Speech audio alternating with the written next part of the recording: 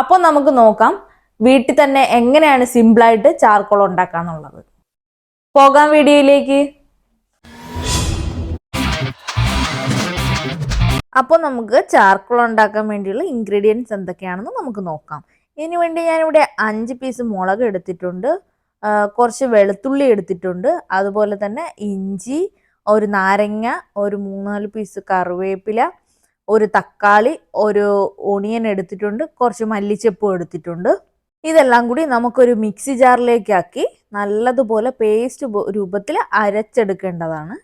നമുക്ക് അധികം വെള്ളമൊന്നും ചേർത്ത് കൊടുക്കണ്ട കേട്ടോ, കാരണം സവോളയിലും തക്കാളിയിലും നമുക്ക് വെള്ളമുണ്ട്, അതുകൊണ്ട് വെള്ളമൊന്നും ചേർത്ത് കൊടുക്കണ്ട. നമുക്ക് നല്ല തിക്ക് ഇതായിട്ടാണ് കിട്ടാനുള്ളത്, ഗ്രേവി ആയിട്ടാണ് കിട്ടാനുള്ളത്. എല്ലാം മിക്സി ജാറിലേക്ക് തന്നെ ഇട്ട് കൊടുക്കുന്നുണ്ട്. ഇഞ്ചിയൊക്കെ നമുക്ക് ചെറിയ പീസാക്കി ഇട്ട് കൊടുക്കുകയാണെങ്കിൽ എളുപ്പം അരഞ്ഞു കിട്ടാനായിട്ട് കുറച്ച് എളുപ്പമായിരിക്കും. ഇതെല്ലാം കൂടി മിക്സി ജാറിലേക്ക് ഇട്ട് നമുക്ക് നല്ലതുപോലെ അരച്ചെടുക്കാം. ഇതെല്ലാം നമുക്ക് വീട്ടിൽ നമുക്ക് സുലഭമായിട്ടുള്ള സാധനങ്ങളാണ്. നമ്മളെപ്പോഴും കറിക്കെല്ലാം യൂസ് ചെയ്യുന്ന സാധനങ്ങളാണ് ഇഞ്ചി, വെളുത്തുള്ളി, തക്കാളി, സവോള, മുളക്, ഇതെല്ലാം. അപ്പം നമുക്ക് ചാർക്കോൾ ഉണ്ടാക്കാനായിട്ട് പ്രത്യേകിച്ച് പുറത്തുനിന്നൊന്നും മേടിക്കേണ്ട ആവശ്യമില്ല. ചിക്കൻ ഒഴിച്ച് ബാക്കിയെല്ലാം നമ്മുടെ വീട്ടിൽ തന്നെയുണ്ട്. ഈ ഒരു ഇതിൽ വേണം ഈ മസാല തയ്യാറാക്കി എടുക്കാനായിട്ട്. നല്ലതുപോലെ അരഞ്ഞ് പേസ്റ്റ് രൂപത്തിൽ കിട്ടിയിട്ടുണ്ട്. അപ്പം നമ്മുടെ മസാല റെഡി ആയിട്ടുണ്ട്. ഇതിലേക്ക് 1 സ്പൂൺ മുളക് പൊടി ഇടുന്നുണ്ട്, അതുപോലെ തന്നെ 1/2 സ്പൂൺ മഞ്ഞൾപ്പൊടി ഇട്ട് കൊടുക്കുന്നുണ്ട്. ഇതിലേക്ക് ഞാൻ വലിയ ജീരകമാണ് ഇട്ട് കൊടുക്കുന്നത്. അത് നമുക്ക് പൊടിച്ചതുണ്ടെങ്കിൽ അത് ഇടാം കേട്ടോ. എൻ്റെ കയ്യിൽ പൊടിച്ചതില്ലായിരുന്നു, അതുകൊണ്ടാണ് ഞാൻ അല്ലാത്തത് തന്നെ ഇട്ട് കൊടുത്തത്. അതിനുശേഷം ഞാൻ ഇതിലേക്ക് 1 സ്പൂൺ ഉപ്പ് ഇട്ട് കൊടുത്തിട്ടുണ്ട്. ഉപ്പ് നമുക്ക് ആവശ്യാനുസരണം ഇട്ട് കൊടുക്കാവുന്നതാണ്. അതിനുശേഷം 1 സ്പൂൺ കുരുമുളക് പൊടി, പിന്നെ ഞാൻ കുറച്ച് മല്ലിപ്പൊടിയാണ് ഇട്ട് കൊടുത്തിരിക്കുന്നത്. അതായത് ഞാൻ 1 സ്പൂണൊന്നും ഇട്ട് കൊടുത്തിട്ടില്ല, ഒരു 1/2 സ്പൂൺ മാത്രമേ മല്ലിപ്പൊടി ഇട്ട് കൊടുത്തിട്ടുള്ളൂ. ഒരു മണത്തിന് വേണ്ടിയാണ് ഇട്ട് കൊടുത്തിരിക്കുന്നത്. വീണ്ടും അതുപോലെ തന്നെ നമുക്ക് മിക്സിയിലൊന്ന് അരച്ചെടുക്കാവുന്നതാണ്. നമ്മുടെ മസാല റെഡി ആയിട്ടുണ്ട്. ഇതിനെ നമുക്കിനി വേറൊരു പാത്രം എടുത്ത് അതിലേക്ക് മാറ്റാം. ഈ പാത്രത്തിലേക്ക് മാറ്റിയ ശേഷം നമ്മൾ ആദ്യമേ തന്നെ ചിക്കൻ കഴുകി വെച്ചിട്ടുണ്ടായിരുന്നു. ചിക്കൻ കഴുകിയത് നല്ലതുപോലെ വെള്ളമെല്ലാം പോയി നല്ലതുപോലെ ഇരിക്കണം. അപ്പോൾ ആ വെള്ളമൊന്നും ഈ മസാലയിൽ അധികമായിട്ട് ഇറങ്ങി വെള്ളമായിട്ട് പോവില്ല. അപ്പം ചിക്കൻ നല്ലതുപോലെ പിഴിഞ്ഞെടുക്കുകയാണെന്നുണ്ടെങ്കിൽ നമുക്ക് മസാലയിൽ ചിക്കൻ ഇരിക്കുമ്പോഴേക്കും നല്ല പിടിച്ച് ഇരിക്കുകയും ചെയ്യും മസാല. ഇതിൻ്റെ അകത്ത് ഞാൻ മസാലയെല്ലാം തട്ടിയിട്ടിട്ടുണ്ട്.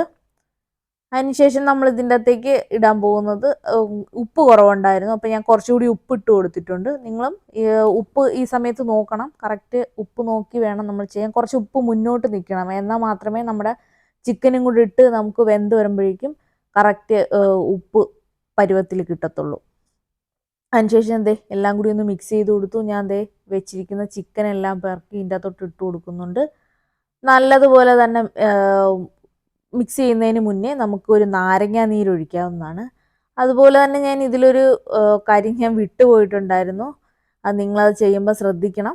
തൈര് ഒന്നെങ്കിൽ മസാല അരയ്ക്കുന്ന സമയത്ത് അതിലിട്ട് നമുക്ക് മിക്സിയിൽ അടിച്ചെടുക്കാവുന്നതാണ്, ഇല്ലെങ്കിൽ നമുക്ക് ഇതിൻ്റെ അകത്ത് 1-2 സ്പൂണ് തൈര് ഒഴിച്ചു കൊടുക്കാവുന്നുണ്ട്. ഒരുപാട് തൈര് ഒഴിച്ചു കൊടുക്കണ്ട കേട്ടോ, കാരണം നല്ല ലൂസായി പോവും. ചിക്കൻ നമുക്ക് കുറേ സമയം ഇരിക്കേണ്ടതല്ലേ, അപ്പം നല്ല ലൂസായി പോവും. അപ്പം ഞാൻ എല്ലാം ഇളക്കി വെച്ച് കൊടുത്തിട്ടുണ്ട്. അതിനുശേഷം ലാസ്റ്റായിട്ട് 1 സ്പൂൺ ഓയിലും കൂടി ഒഴിച്ചു കൊടുക്കാം. ഞാനിവിടെ യൂസ് ചെയ്തിരിക്കുന്നത് ഒലിവ് ഓയിലാണ്.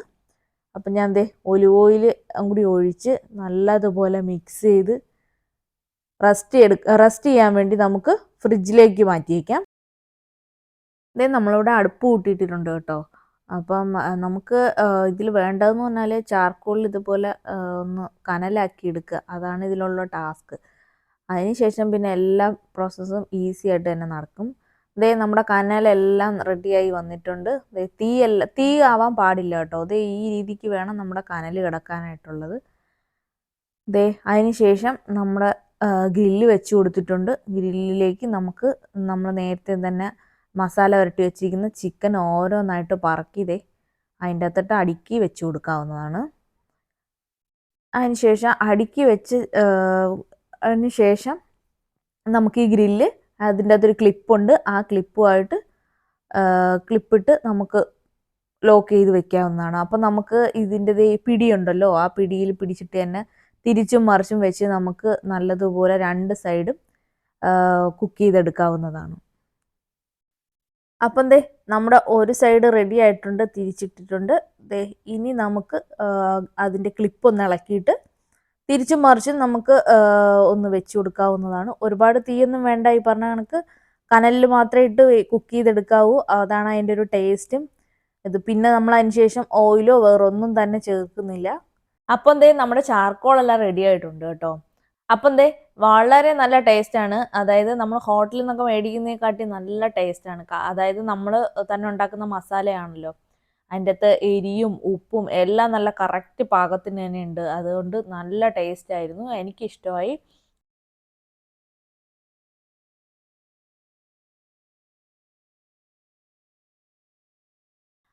അപ്പോൾ ഈ ചാർക്കോൾ നമുക്ക് സിമ്പിളായിട്ട് തന്നെ നമ്മുടെ വീട്ടിൽ തന്നെ ഉള്ള ഇൻഗ്രീഡിയൻസ് വെച്ച് ഉണ്ടാക്കാവുന്നതാണ്. നമ്മൾ ഷോപ്പിൽ നിന്നൊക്കെ മേടിക്കുമ്പോഴേക്കും അവർ കളർ പൊടിയും അങ്ങനെയുള്ള കാര്യങ്ങളൊക്കെ ഇടാറുണ്ട്. പിന്നെ നമ്മൾ വീട്ടിലുണ്ടാക്കുമ്പോൾ നമുക്ക് വീട്ടിലുള്ള സാധനങ്ങൾ മാത്രം വെച്ച് തന്നെ ഉണ്ടാക്കാൻ പറ്റും. വളരെ സിമ്പിളായിട്ടാണ് ഞാൻ ഈ ചാർക്കോൾ ഉണ്ടാക്കിയത്. അപ്പം നിങ്ങളും ഇത് തീർച്ചയായിട്ടും ട്രൈ ചെയ്യണം. അപ്പോൾ എല്ലാവർക്കും എൻ്റെ വീഡിയോ ഇഷ്ടപ്പെട്ടു എന്ന് വിചാരിക്കുന്നു. എൻ്റെ വീഡിയോ ഇഷ്ടപ്പെട്ടുവെങ്കിൽ എൻ്റെ ചാനൽ സബ്സ്ക്രൈബ് ചെയ്യുക, ലൈക്ക് ചെയ്യുക, ബെല്ലൈക്കൺ കൂടി അമർത്തുക. അപ്പോഴേക്കും നോട്ടിഫിക്കേഷൻ കിട്ടുന്നതായിരിക്കും. അപ്പോൾ നെക്സ്റ്റ് വീഡിയോ വരും വരേക്കും ബൈ.